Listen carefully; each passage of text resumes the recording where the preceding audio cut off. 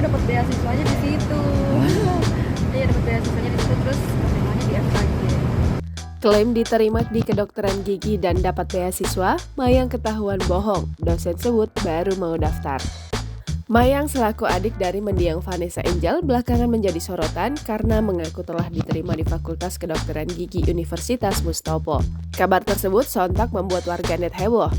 Mereka tak menyangka jika Putri Dodi Sudrajat itu bisa keterima di Fakultas Kedokteran Gigi Universitas Mustopo. Namun sayangnya, kini beredar kabar jika Mayang telah berbohong. Pasalnya, salah satu dokter gigi sekaligus alumni yang juga menjabat sebagai dosen di FKG Mustopo bernama Solva Yudita membantah kabar tersebut. Dosen Solva Yudita membongkar fakta bahwa Mayang belum resmi diterima karena baru mengikuti ujian di awal Juli mendatang. Oleh karena itu, Solva Yudit mewanti-wanti adik Vanessa Angel agar belajar dengan rajin.